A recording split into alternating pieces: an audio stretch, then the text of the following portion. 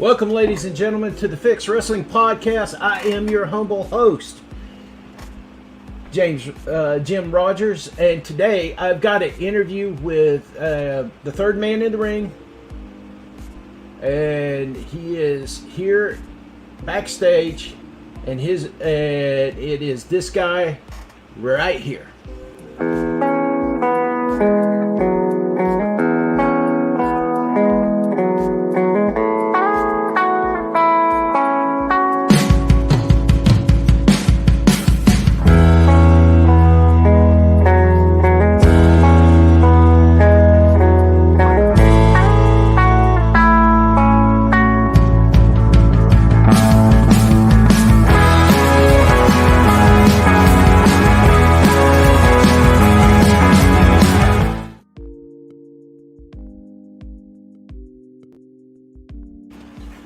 James, welcome to the show, my friend. Hey, thanks for having me, man. That was cool. That was an awesome little opening. I've never gotten my own little intro before, so well, man, that was really cool. all our guests on the Fixx Wrestling Podcast get their own intro. We're glad to have you on the show, man. Once again, thank you for having me, man. I really appreciate it. Now, a little backstory. Both James and I are NWA fans. Yeah, we both grew up in the Mid-South area. We both. Well, for me, I was Crockett country. I was Crockett, but yeah, a lot of that stuff bled over. So. Well, you know, I was born and raised in Georgia, so you know that's like deep in the NWA. In NWA country, but I'm in the Mid-Atlantic area, and I'm between Georgia Championship Wrestling and Florida Championship Wrestling. So yeah, growing up, that was my thing, man. James, before we get into the meat and potatoes of it, I wanted to ask you, what are your best memories of the NWA? Oh, okay, well, and there's so many of them. One of my favorite. Well, I got to tell this story because it kind of coincides with me actually getting into this. One of my best memories ever, because I'd never seen wrestling on TV until I actually went to the Civic Center here in Charleston, West Virginia, where I live. As a little boy, I'd never seen wrestling on TV before. But my uncle was wanting to use us kids as an excuse him to go to the wrestling show. And we're there, and I'd never seen wrestling before, and it's early on in the show, and it's Mid-Atlantic, it's Crockett, and now this is back in the days when the babyface and heels had their own entrances. On each side of the arena, they didn't share, like the Raw, where they have one entrance ramp that both the heel and babyface walk down. You had one locker room for the baby, one locker room for the heels on each side. And I noticed during the first few matches that kids were trying to run down to where the quote unquote good guys came out, and I'm, about 3 or 4 matches in, I'm starting to get brave, and I'm thinking, I'm going to run down there. I'm going to try to touch one of the guys as they come out. These guys are bigger than life. I've already seen my first couple of matches, and I'm digging it, but it really hasn't like grabbed me just yet. But it's about to. Next match comes up, and I have no idea whose music, but I can tell you what song it was. It's the boy from New York City. Ooh-wah, ooh-wah, ooh, city. Out comes Jimmy Boogie Woogie Man Valiant. He's doing his Boogie Woogie shuffle. Hey, baby, yeah, baby, Jimmy Valiant. And I'm a little kid, man, and I'm leaning like over the guardrail, almost falling into the aisle, trying to just touch him as he goes by. And he reaches out and he high-fives. Boom! He high-fives. He goes into the ring. He wins the match. I couldn't tell you his opponent. I have no memory of who it was. You got to remember, I'm probably like 6 years old at this point. and but that's one of my favorite memories, just because that was my first time ever seeing wrestling, and I was lucky enough to not only have an interaction with one of the baby faces, but uh, he high fived me.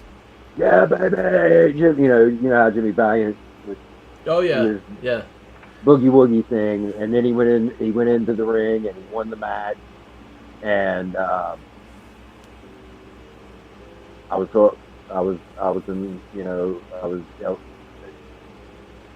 that I like when I talk to people, I refer to a time when wrestling was real, and I say that for because that was the age group that I was in at that point in time. Um, it was real to me. I was 6 years old, um, and this guy just high fived me, and he not only had everybody behind him cheering for him, but he won the match. And man, that was that's a personal one. Now, like just as a fan growing up, um, one of my all-time favorites was Nikita Koloff's babyface turn. Um, the cage match, Dusty had got. I can't remember, but it was Ole and J.J. Dillon versus Dusty and an opponent choosing or whatever. yeah. And here comes. You got to remember there was a lot of back then. A lot of the guys didn't have intro music. A handful of them did. And here comes Dusty out with no music, and you see the Koloff following him. And whenever they got into the ring, and of course, they're kind of double teaming. The match doesn't only take. It's only like a 5 minute match. It doesn't take. It's not even that long, I don't think. But when Nikita starts attacking Ole and J.J. Dillon, and the place lights up. I mean, like listen to that crowd pop. You get on YouTube, just Nikita Koloff turns babyface or whatever. Look it up and listen to that audience, listen to that crowd.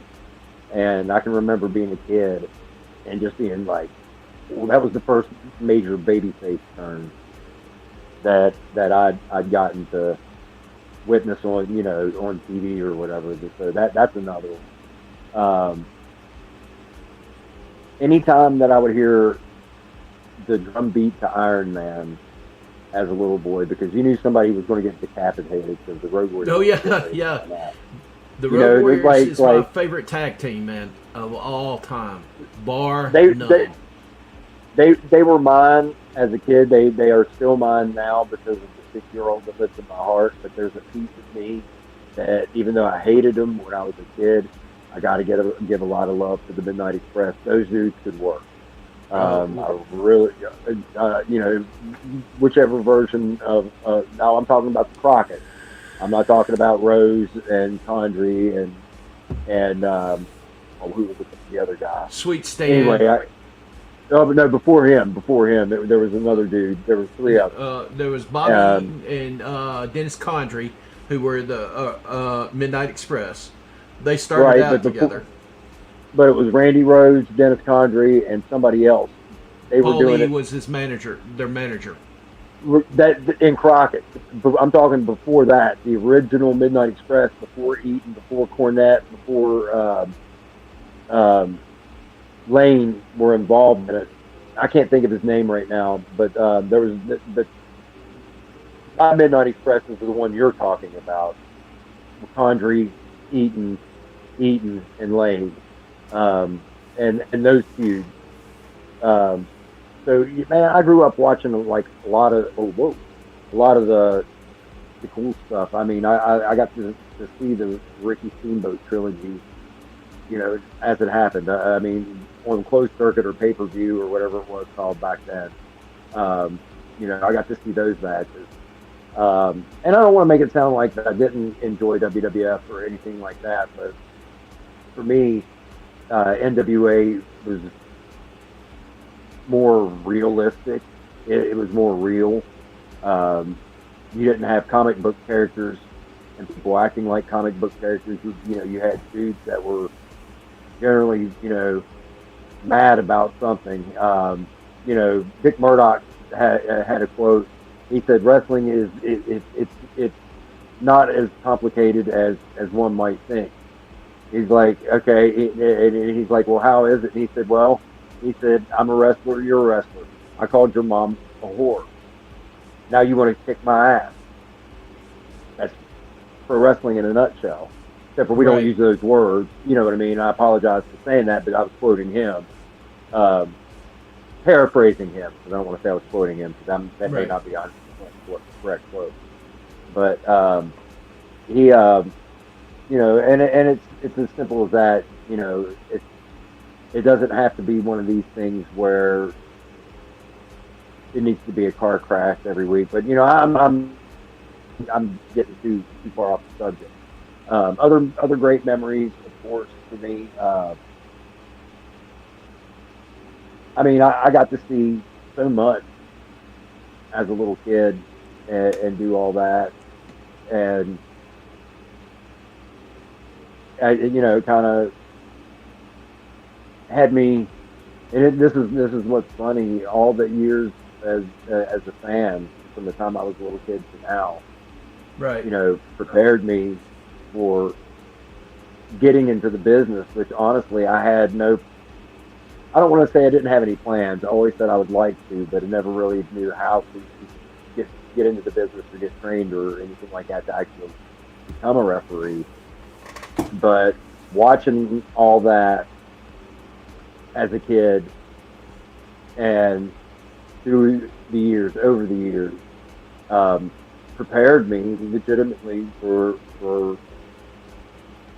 what I do now, which is, I'm, like you said, I'm the third man, which I'm lucky enough where I get to work with, awesome names. I was trained by Chris Cannon, Joe Montgomery, and Chris Parker, but I was also, they trained me, but Shane Douglas was under Shane Douglas. And, a former NWA champion, even though it was just for a split second.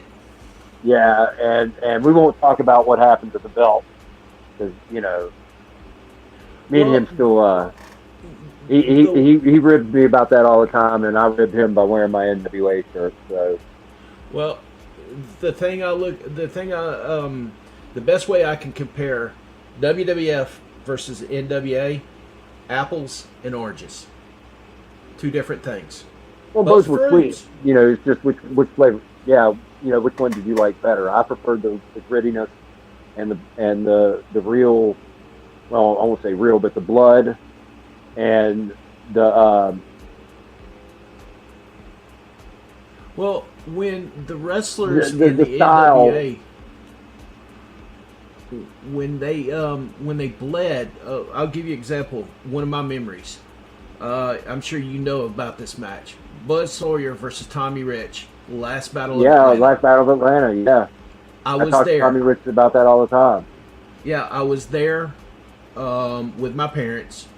I saw the whole thing transpire, and years later, I was like, I wish I had the copy of that match. I really did, because that was the precursor to Hell in the Cell, to that. Believe it or not, I found this out, that the first cage match happened in Atlanta, Georgia. I can't quote the year, but it happened in Atlanta, Georgia in the 20s, I believe. There is some footage on YouTube. It claims to be the first ever filmed cage match. And it's black and white, obviously, and it's silent. But it's pretty cool to go back and look at if you can find it. I've got a DVD. Have you ever seen a shark cage match? You know what a shark cage is, right? Where the swimmers get in the cage, and they lower the cage in the water, and they can be down in the cage with the sharks without the sharks fighting them. Yeah, they put two dudes in a shark. It's a horrible match. They put two 250-pound, 300-pound men in a shark cage, and the first one to exit the shark cage wins. They only have about 3 or 4 feet that they can actually like work the match in, and it was horrible. But I've got it on DVD, so it's one of those things. Like I'll break it out every once in a while. Well, I've had several people ask me, what was that match like? The only thing I can remember is it was cold and it was rainy when my parents took me to the Omni to see that match. And I was a Tommy Rich fan, bawled my freaking eyes out when he started bleeding, cheered when he won against Buzz Sawyer. Because they had a 2-year feud going on. And I've seen them at the Cobb County Civic Center in Marietta, Georgia, where they've gotten in fights and they've had to call the police in to break them up because they were hurting fans, literally. They were throwing chairs, things like that. Oh well, yeah, but you got to think too. Back then, kayfabe wrestling was so protected that these fans would literally try to stab them. They would hurl weapons. They would legitimately like bring a slingshot, get a little bolt, and try to hit the heels in the head, which could potentially kill them. With these weapons, they tried to stab them. People legitimately, believe that because we all know it's a work now. The Right. whole world. If you don't, I'm sorry to, I hate to be the one to break it to you, but Santa Claus ain't real. Well, And back then they didn't gig themselves. They hard weighed a lot of the time. they would hard way, or if they did gig themselves, like it, because I'll say this because I got to know Brett Sawyer over the last year before he passed away. He moved here to West Virginia, and I crossed paths with Buzz Sawyer's brother, and crossed paths with him a lot. We talked about the Road Warriors because they initially feuded with, had a feud with the Road Warriors, and just different things, and got to know Buzz, or not Buzz, but Brett, and we were talking about Buzz. And Buzz was notorious for having blades taped to his fingers. And like, so whenever he would have it in the tape, all you'd have to do is peel the tape back a little bit and just kind of, man. And then they come over and pop him, like, they told me the secret, of how they were doing it. But Buzz, this is no lie. When you saw Buzz take his head, when somebody would ram his head into the pole outside the ring, that was legitimately Buzz's head hitting the freaking pole. Like Yeah. he didn't. He would take that bump, and Buzz was, I'm not telling any secrets here. Not that I personally know it because I didn't. But you hear the stories. But I actually talked to Brett on a lot, especially in the last year. He just passed away here a week or so ago. Brett. Rest in peace. He passed away from a stroke. But I got actually lived in Douglasville, Georgia, for a while, in my backyard because I used to live in Douglasville, and I met the man. I used to work for a company, and I delivered a TV to him, and I was like, God, you look familiar. And I looked up on the picture. I looked up at a picture that he had of Buzz and him together. I was like, okay, you're Brett Sawyer. And it just immediately clicked. I was like, you're former NWA National Heavyweight Champion. And he goes, you can't be old enough to know that. I was like, Brett, I've been watching wrestling, and my parents have been taking me to wrestling since I was in diapers. So yes, I can. And I just turned 54 in July. So, man, yeah, I've been there. I've seen this stuff. And he talked about his brother. He loved his brother. He had a wrestling school right there in Douglasville for a little while. And he was coming up to ACW he had moved here to West Virginia, and he was coming up to ACW with Tommy Rich's cousin Richie. Which, if you've never met Richie, he and Tommy are still working as a tag team. Richie's a good dude, but that's how I got to know him, was through Richie Rich, and I got to know him pretty well. Like I said, he put me over as a referee. He saw me work a few matches, and long story short, he came out and said he said there's not a lot of people who call things the old way. He was like, I watched you. He said, now this is I wouldn't trust me to do this, but he said this. He was like, he said, I bet you I can give you two rookies and let you call the match, and the match will turn out all right. And I was like, that made me feel good, because there have been, it happens in a match where something happens and the referee needs to call something, and to one of the boys, and I've done that before. It doesn't happen very often, but that was awesome of him to say that, about me when he didn't know me, like it wasn't like we were friends. We just crossed paths, and when we would see each other, we would hang out and talk old school, territories, stuff like that. Well, I absolutely love the Days of Territories, which is unfortunately dead and gone now. Now Here's the thing about territories, and I say this right now. It could work again. It just wouldn't work with a world title. You can have a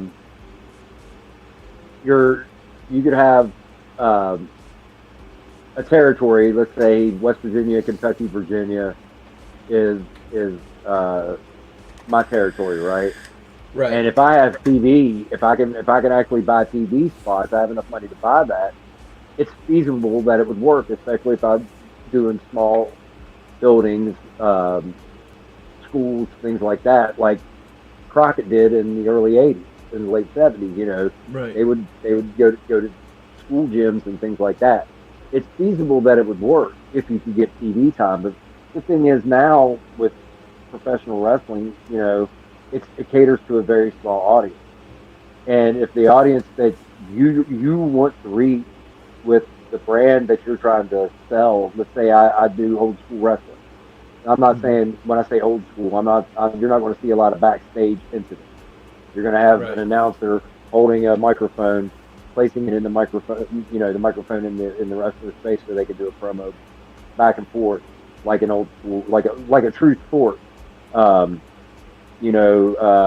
That's what I think is missing from the big shows on Mondays, Wednesdays, and Fridays, and Tuesdays, and whatever other days that they're on.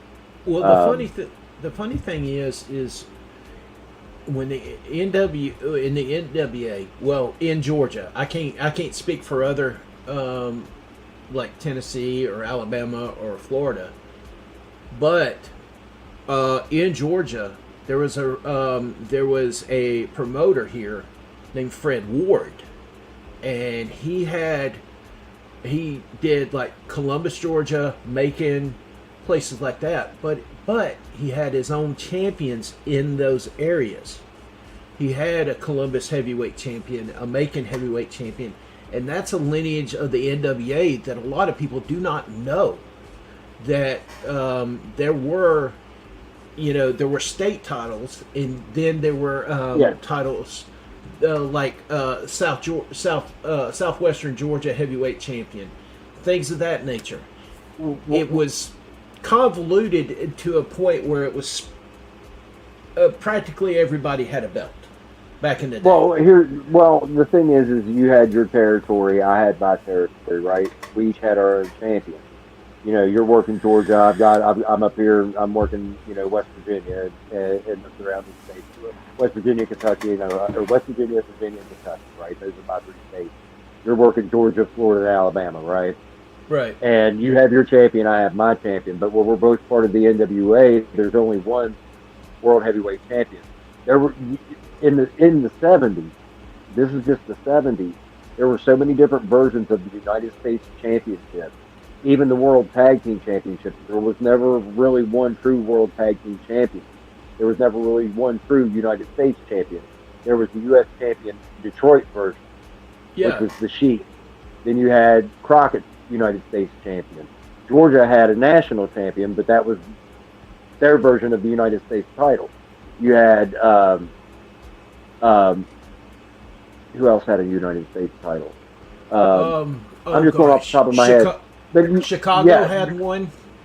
Yeah, I mean, you saw there were so many different versions of the United States Championship that each territory would have that U.S. champion. But the one thing, which, you know, like you said, the state title, the Missouri state title, the Florida title, the Georgia title, those titles meant something because that was the territory that you know, because you had to go work those territories.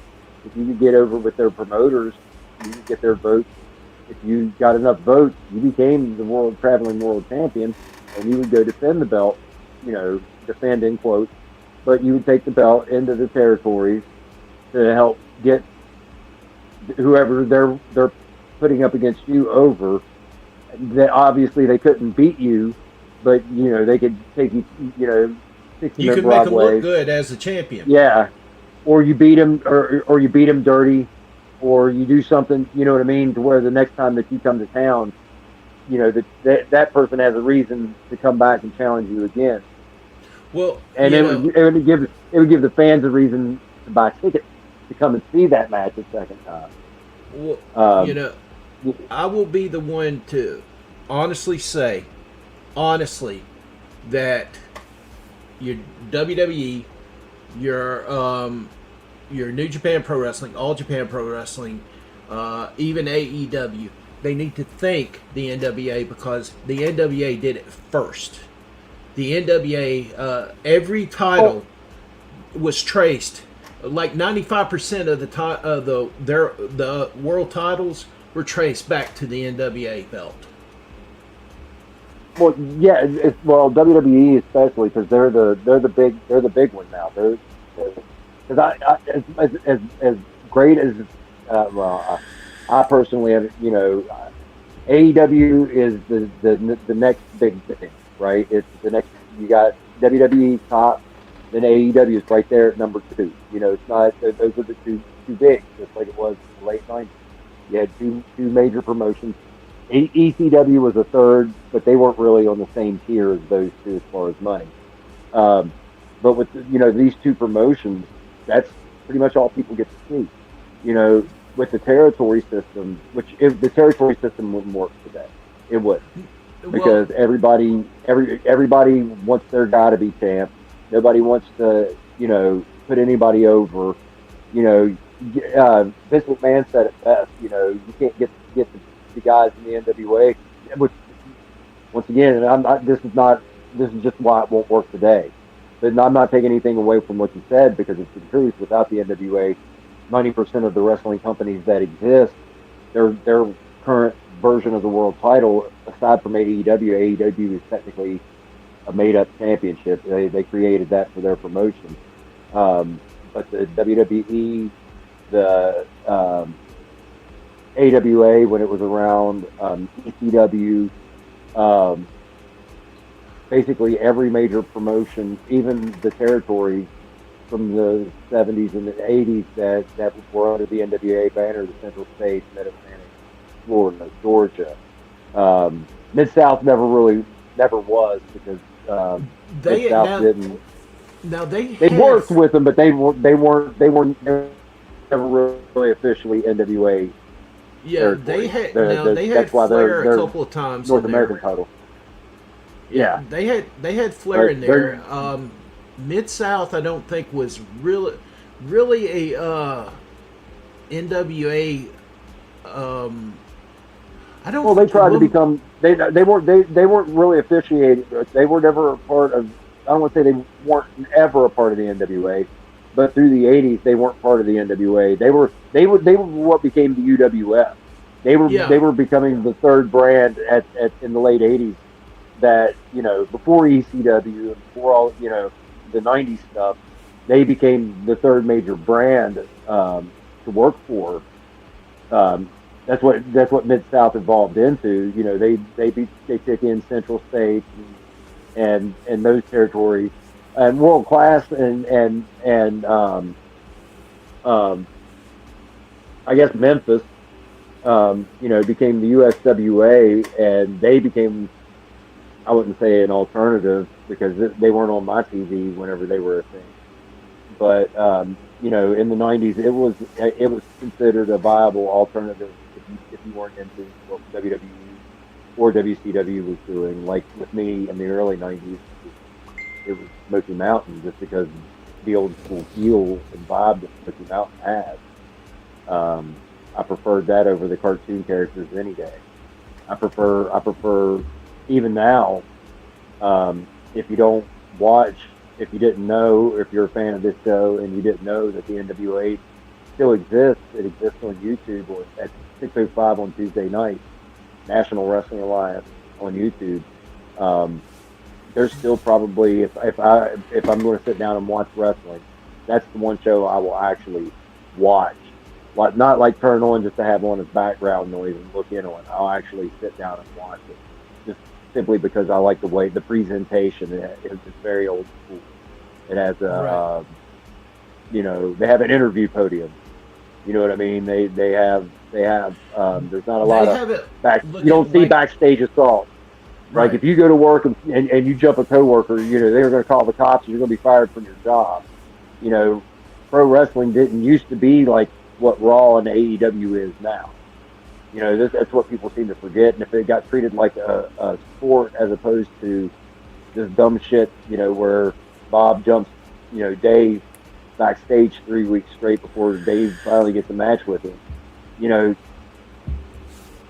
Well, with the current NWA, I can describe it like this: the old NWA is like black coffee, no sugar, no cream, black coffee.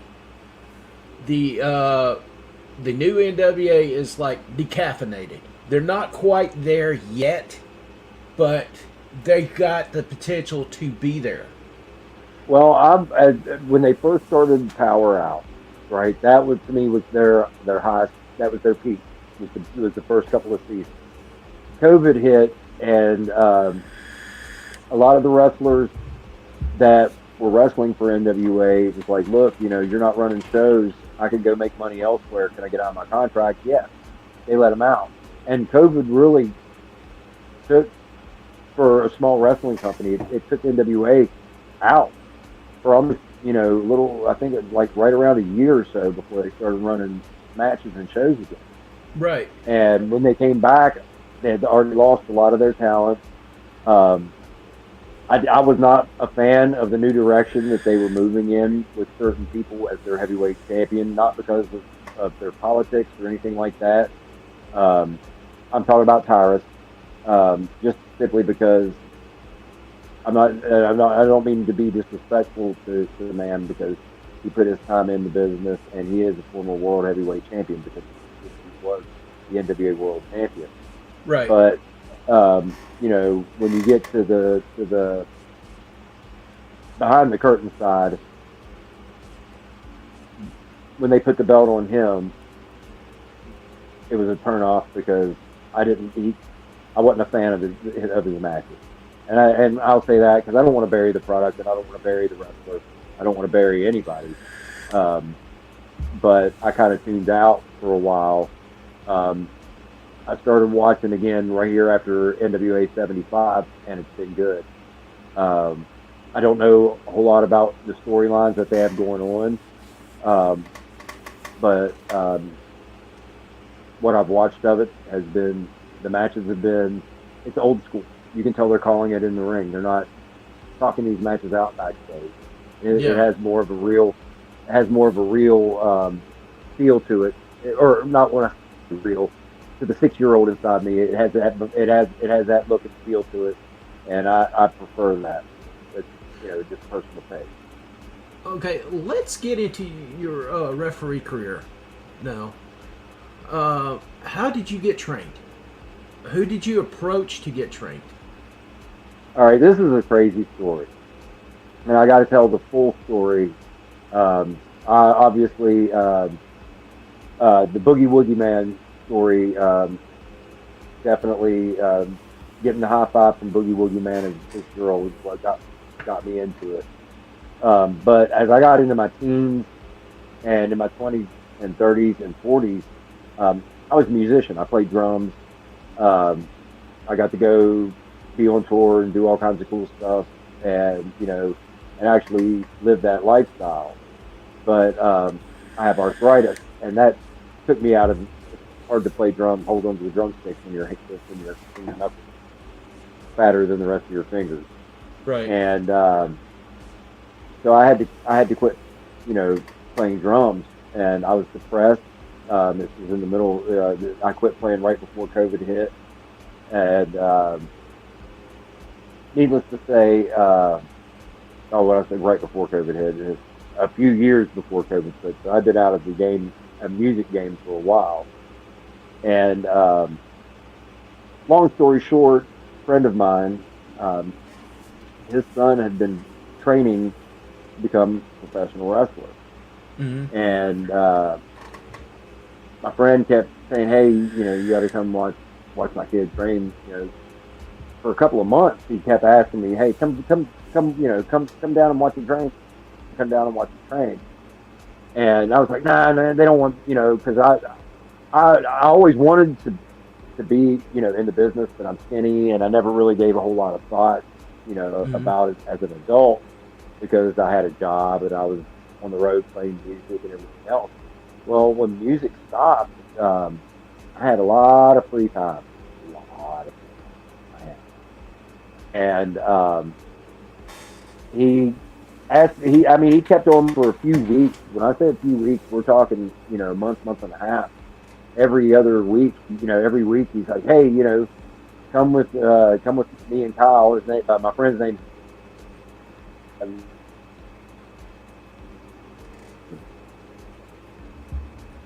I think you froze there, buddy.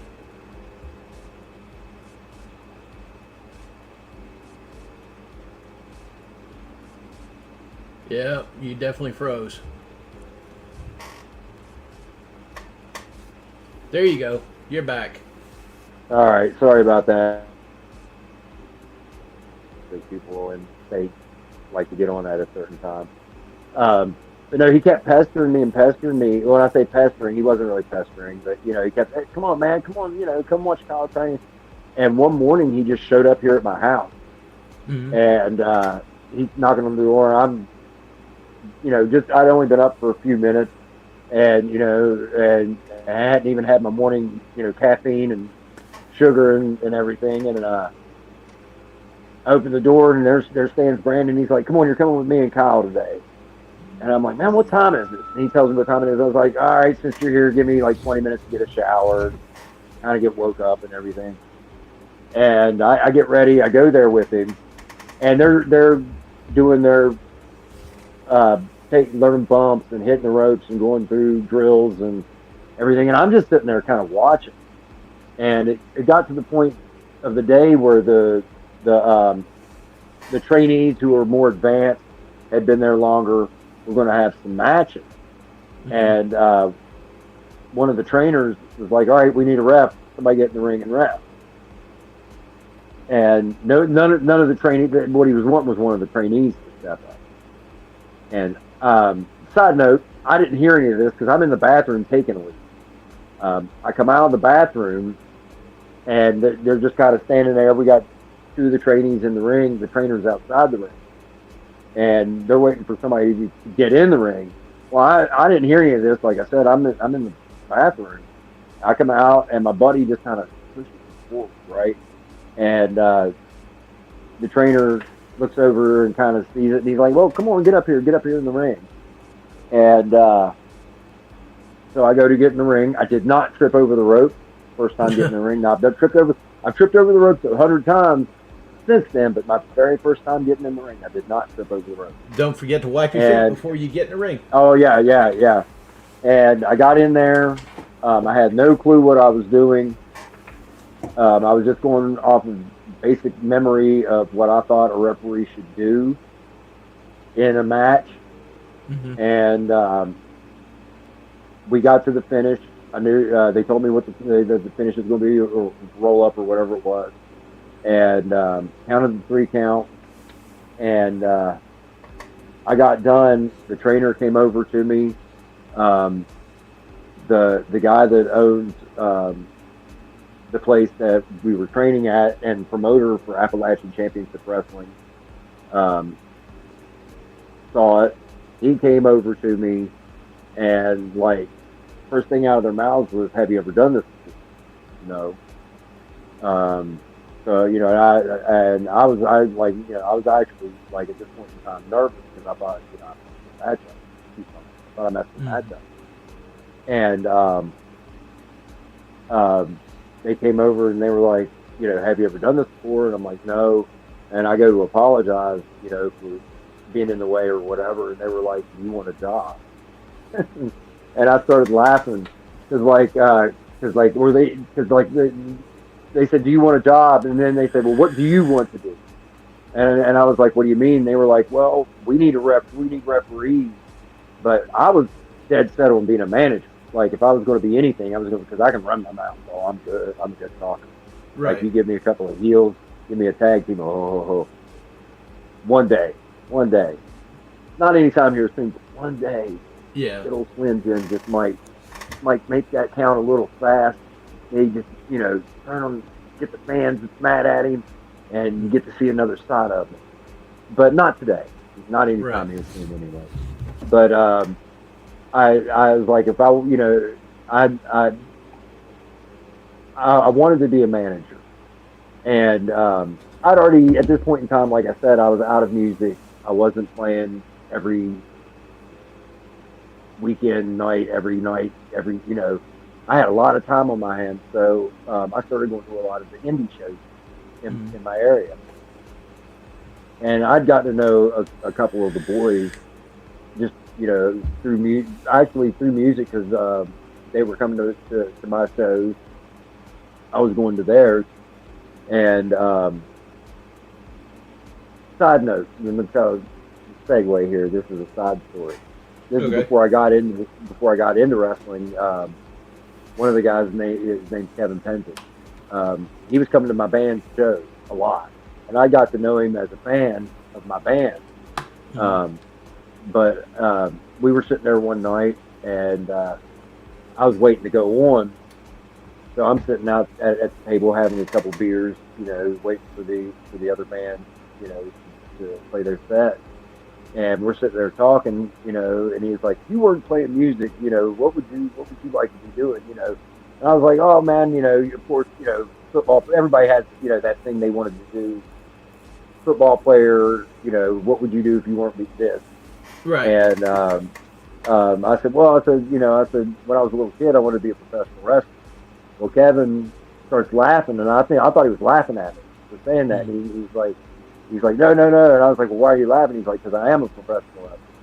And he's like, "You should get into business." Well, this was, like I said, when I was still playing music, kind of out of sight, out of mind. Then a couple years later, bam, here we are. And I'd already made friends with some of the boys, you know, at that point in time through music and through going to the shows as a fan and stuff. And I was talking to them online in a little chat group that we have, and I told them what had happened with me going up there and refing a match and having no clue what I was doing.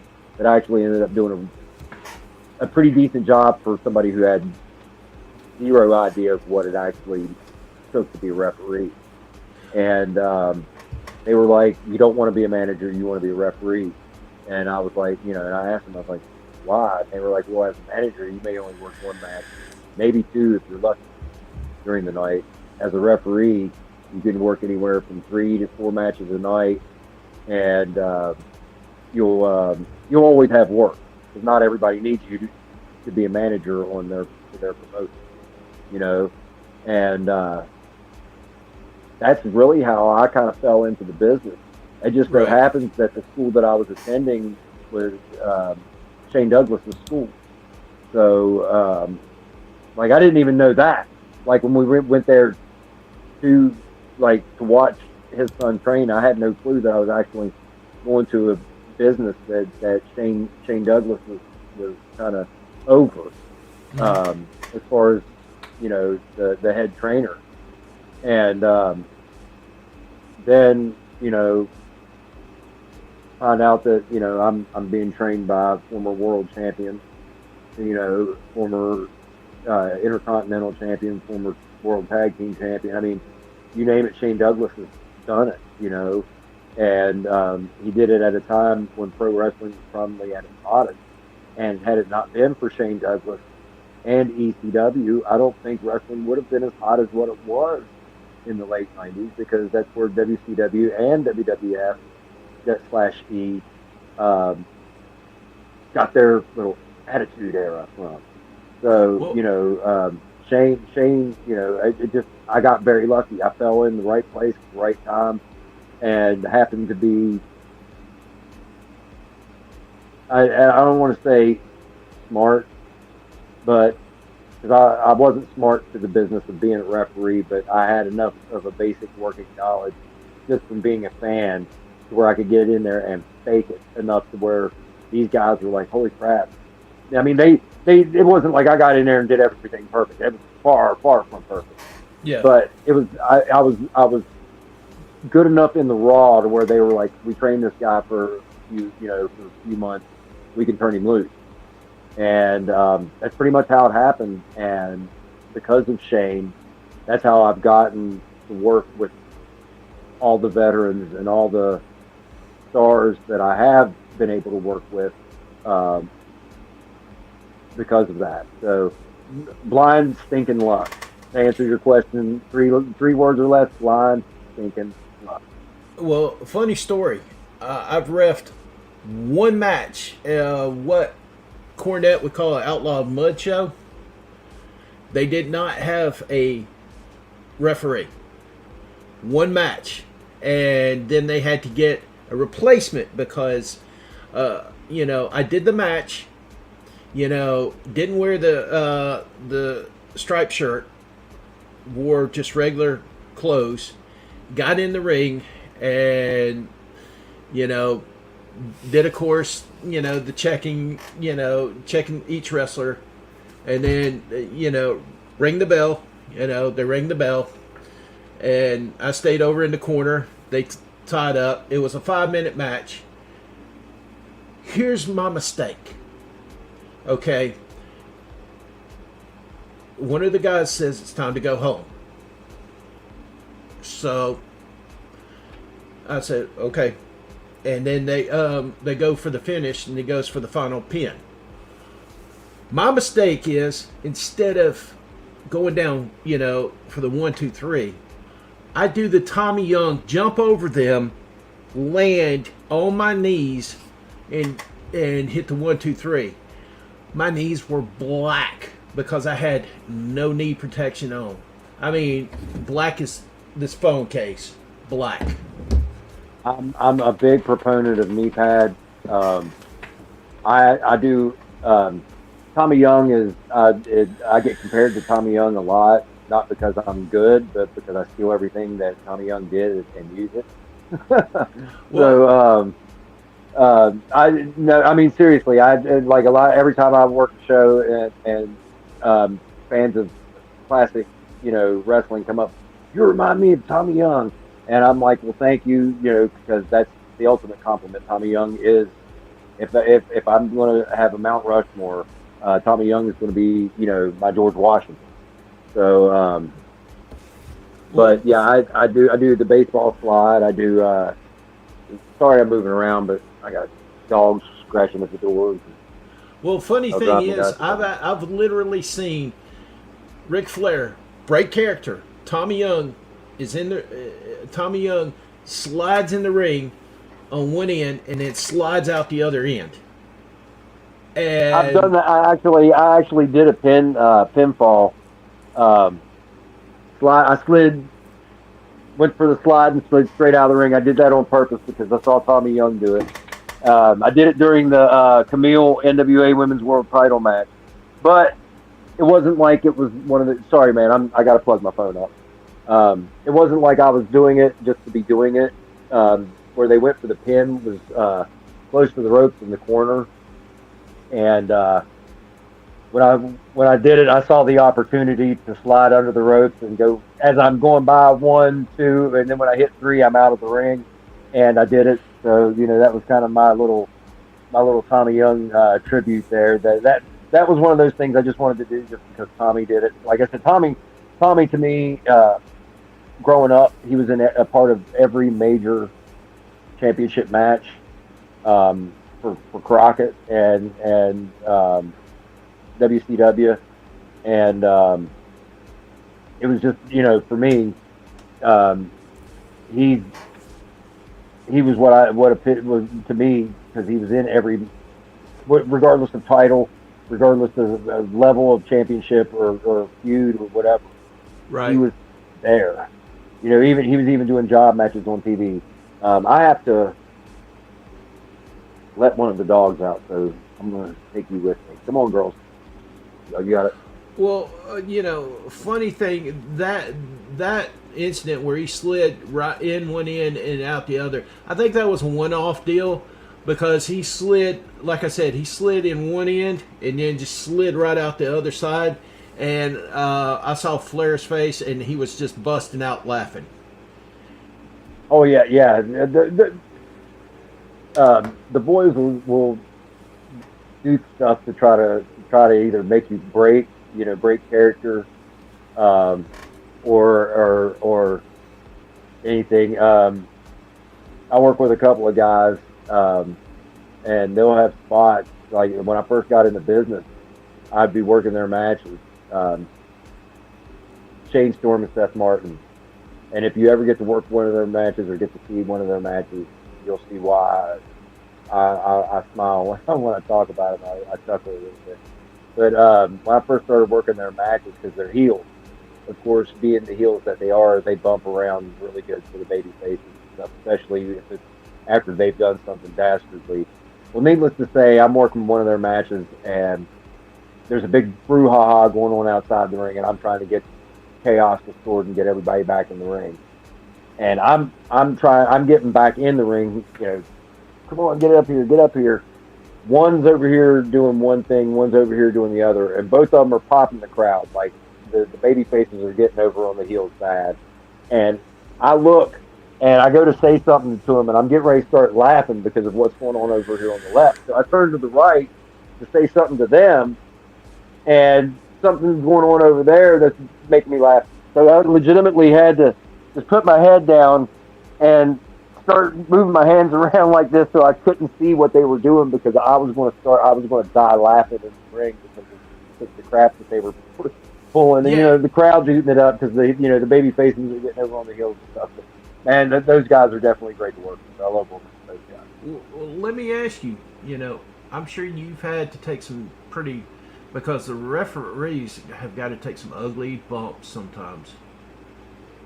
And I'm sure you've had your fair share of them too. Oh yeah, I don't mind taking bumps if it makes sense.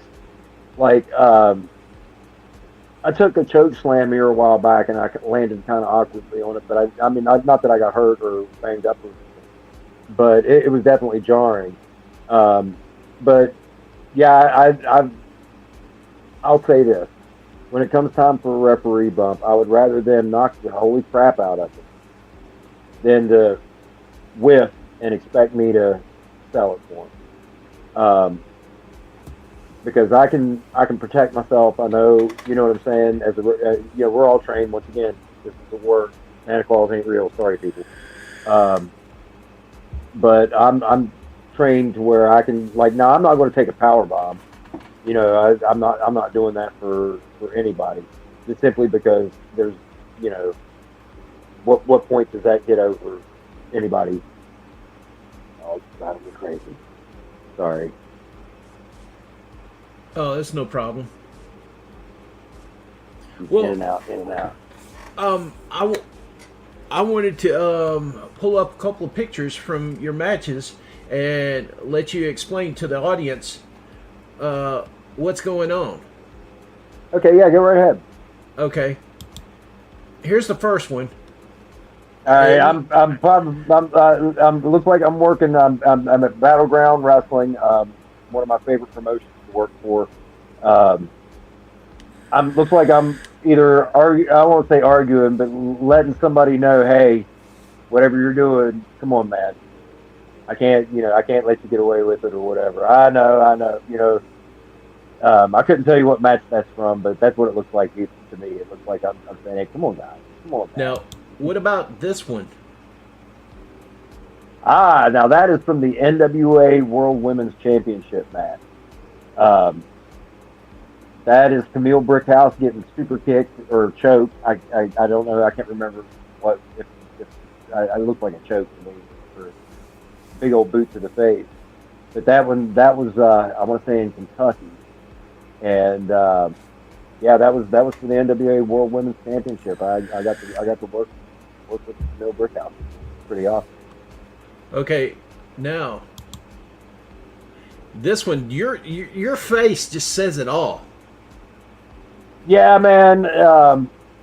When you're not used to working, because I don't do a lot of the deathmatch stuff. So when somebody gets a bunch of skewers stabbed into their head, it tends to be a little horrifying, especially when you're not used to seeing it.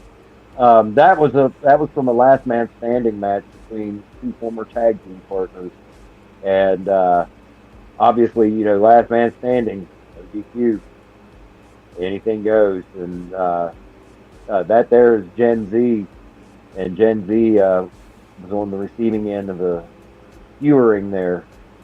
Mm. Makes me cringe. Now, yeah, that's me going, oh. Now, this one right here, this is a good picture. And that is for.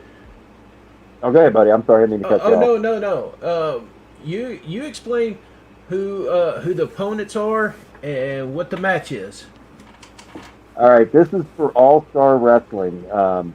Gary Dameron, if you guys, if anybody watches this, who listens to the Jim Cornette's podcast, he talks about Gary Dameron from time to time.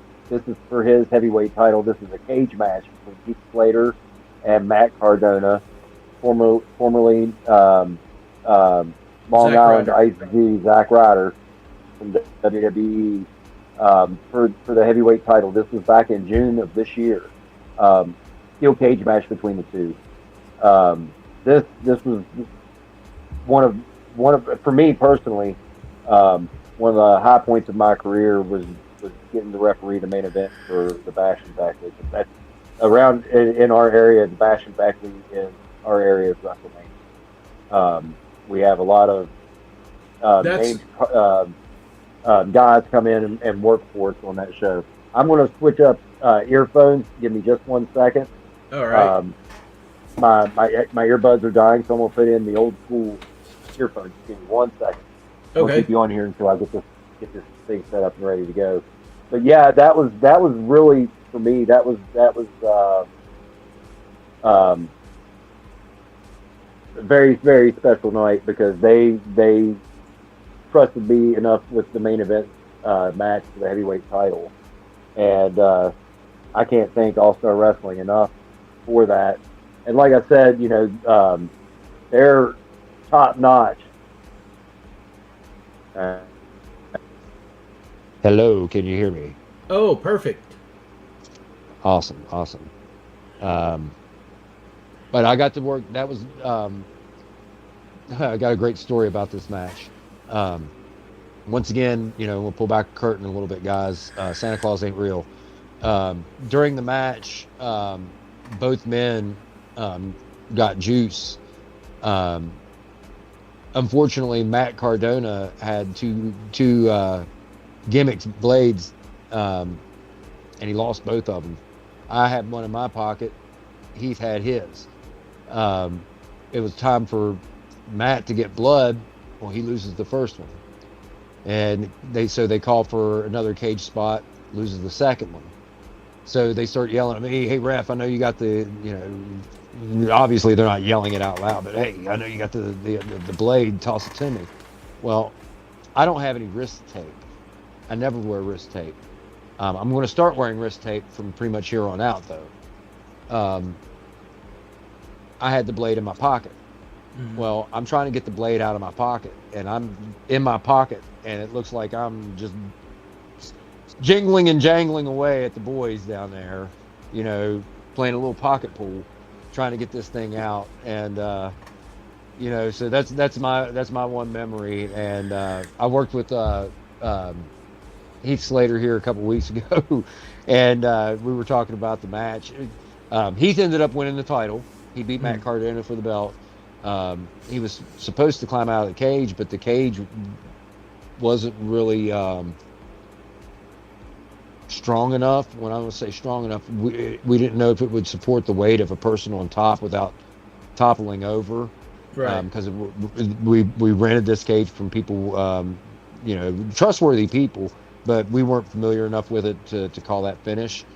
And so we changed the finish of the match at the end of the match. I talk about getting bumped. I got hit. I got brained with the belt, and evidently a bunch of craziness went on. And by the time I woke up, Heath had him pinned. So I crawled 1, 2, 3. New champ. Place blew up. It was a great match to work. But me playing pocket pool, trying to get that gimmick out of my pocket so I could drop it on the mat so he could pick it up was 15 seconds I wish it never happened, because it seemed like it was an eternity. It seemed like it was an eternity trying to get that thing out of my pocket. And here I am, and it, like, I haven't seen the match, and I don't want to, because I'm sure it looks like I'm legitimately, playing with myself down there, trying to get this thing trying to get this blade out of my pocket. And the Bash at Beckley is actually, parts of it are on the Major Wrestling Figures podcast that Matt Cardona does. Oh, that's awesome. Now, see, I guess that's where you saw me get the taste slapped out of my mouth by Chelsea Green. Yeah. That was during the NWA World Title match. I bet, I'd be willing to bet that she's an absolute sweetheart. Oh yeah, 100%. Matter of fact, this was really cool. We're going over the spot back there behind, before the match goes over, and she's like, "Yeah, I'm gonna come down. I'm gonna pull you out of the ring, and I'm gonna slap you." Because I wasn't actually the official referee for that match. They worked me in for the spot because the referee that night, the head referee for All Star.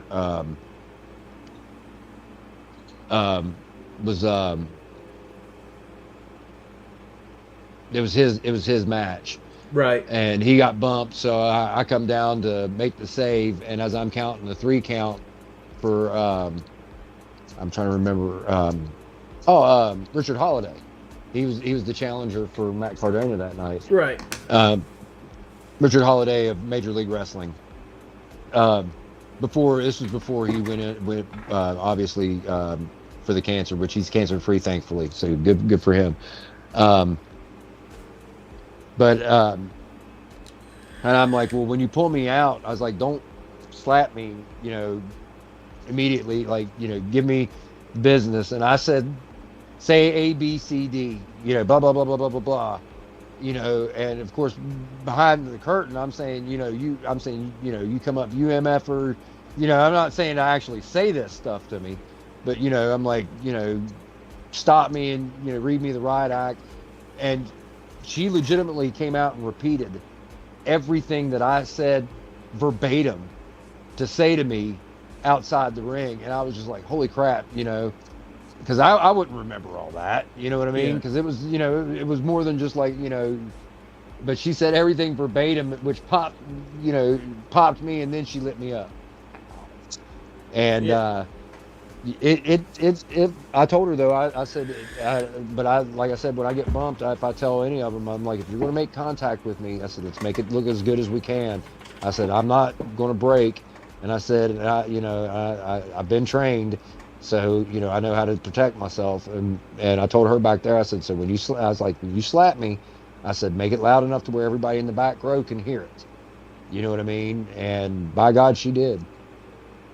Phew, I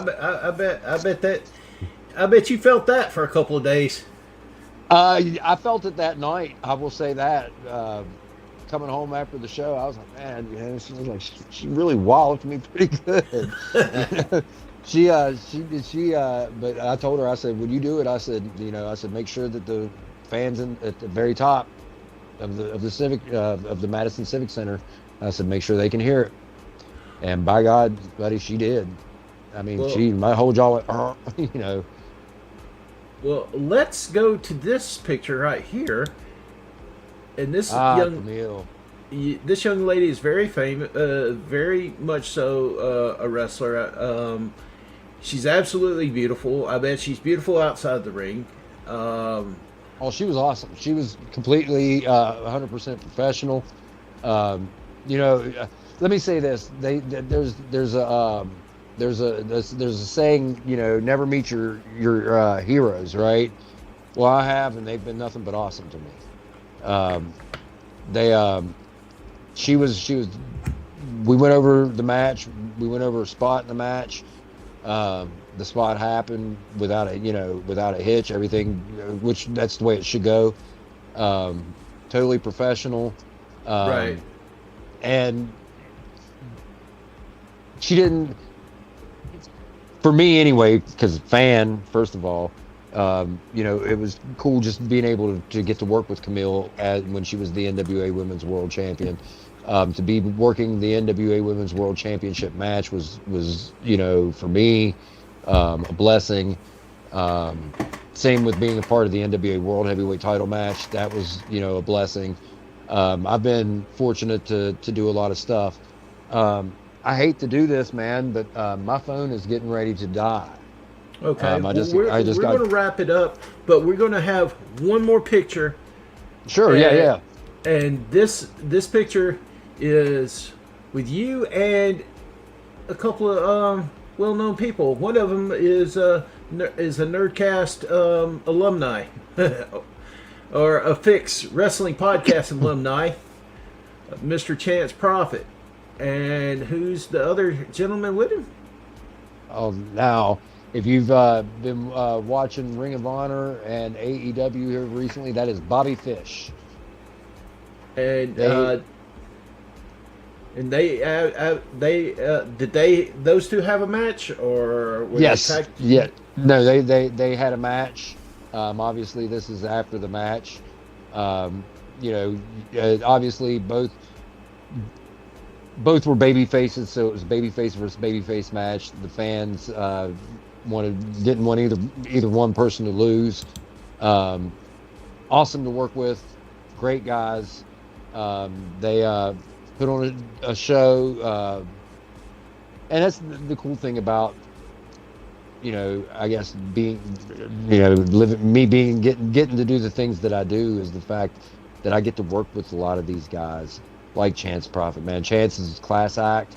I work with Chance all the time. I've never actually worked for his promotion yet. But our paths will eventually cross when it comes to that. But I've worked with him at various other different promotions.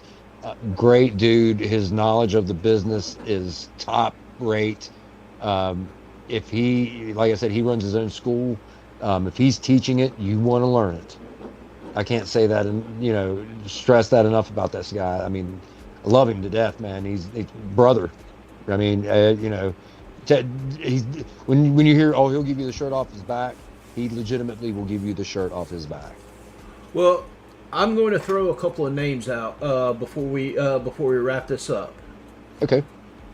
Charlie Smith, Tommy Young, Scrappy McGowan, Bruce Owens. Do you know all of them? I don't know all of them, but I know two of them.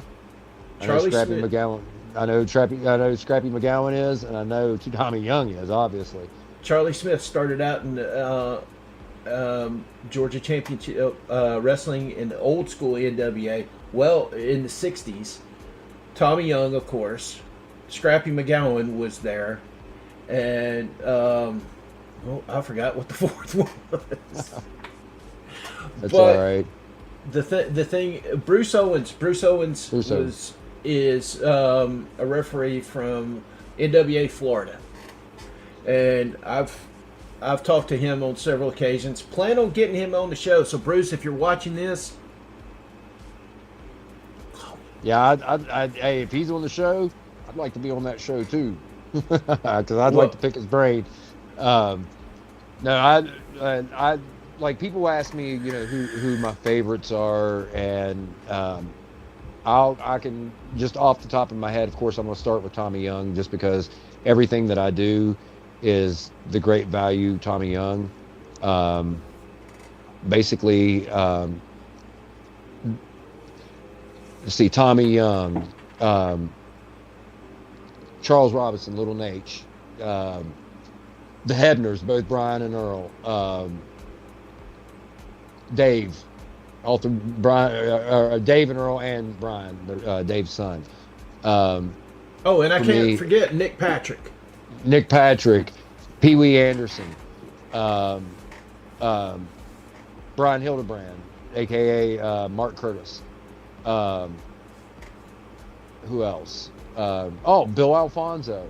Fonzie, yes. Fonzie's awesome. I've worked with him too. He came in to one of the shows, and I was during the match, and I just got out of the ring, and I'm standing there. I didn't know he was there.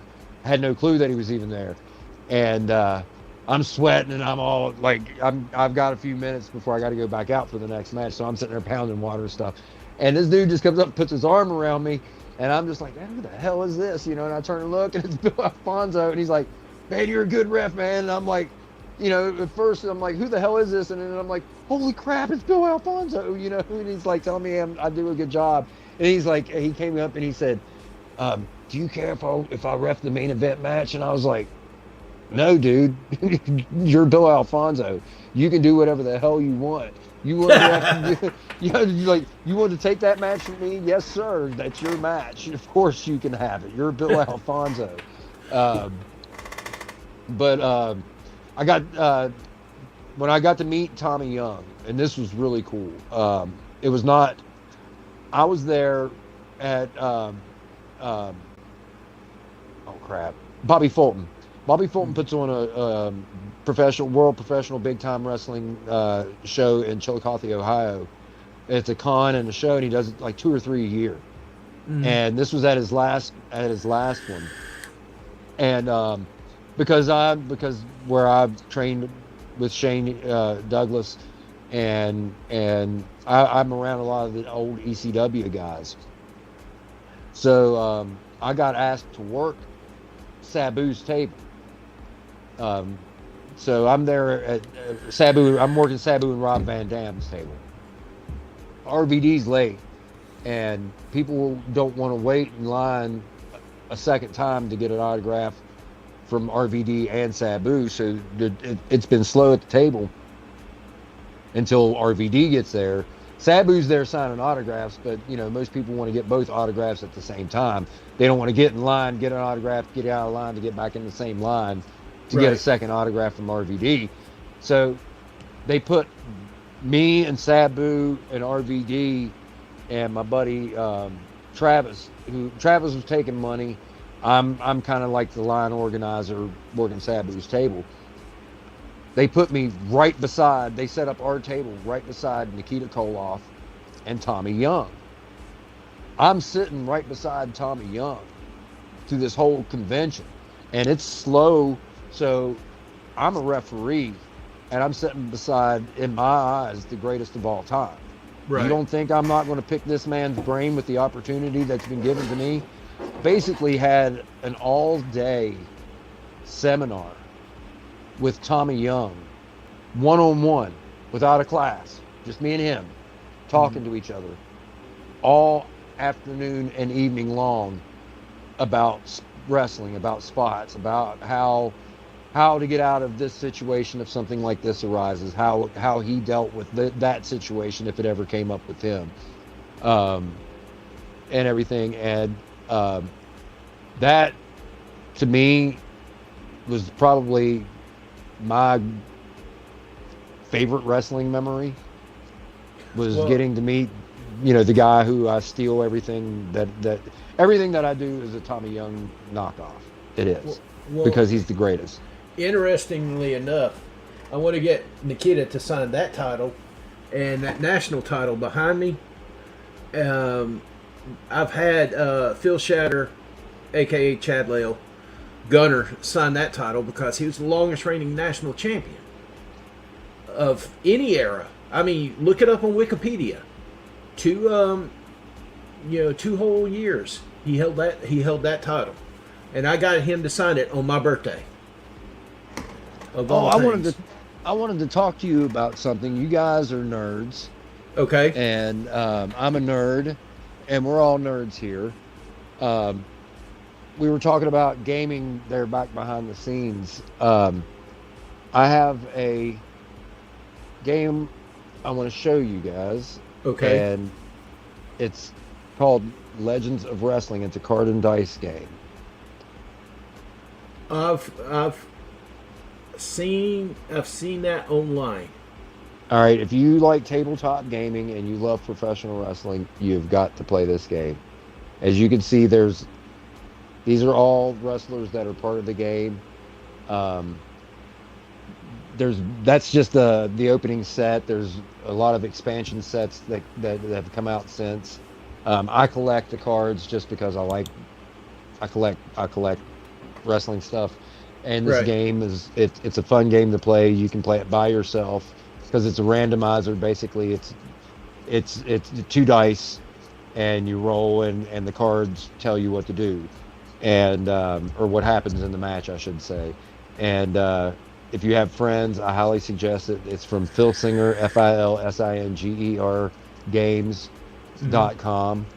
And if you're into nerd stuff and into gaming and stuff like that, and you're into pro wrestling, I highly suggest it. There's 3 different versions of the game. I play Legends, which that's all the classic, Harley Race, the Road Warriors, Bruiser Brody.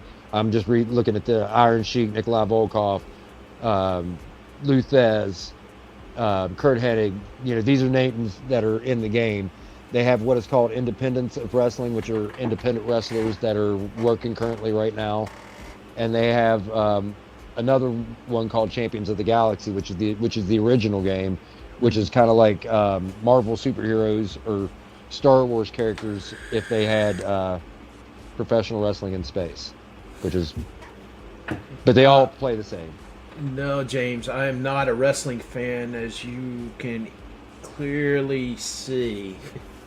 Well, I highly, if you're into gaming, and Yeah. I say this honestly, if you like to play nerd games, even board games or whatever, and you want to try something different with your family, give me a second. Um, I highly suggest getting that game. Like I said, Phil Singer, philsingergames.com, and you'll see Legends, Independent, and Champions of the Galaxy come up. I highly suggest it. Um, I'm all about getting together with friends and family and doing things like that just because it's fun. And I highly suggest, if you like that, and um, check it out. It's worth buying the initial. Like, if you're a fan of the Crockett stuff, the first 3 sets is what you need. The starter set, expansion set 2, and expansion set 3, and then you're well on your way to having some classic Crockett fun. James, I want to thank you for coming on. Oh, thank you so much. Man, I thanks felt for having me. I feel like that the third man in the ring has stories to tell, and you've told some good ones. I want to appreciate you for coming on. Um, s- uh, Stay on until we get off the air, and we'll go from there. Ladies and gentlemen, don't forget to subscribe, and check this man out when he is in the area. If you're in the West Virginia area, Hold on 1 second here. go check him out and Disconnected. see what and say hi and let him know that you saw his interview here on the Fixx Wrestling Podcast.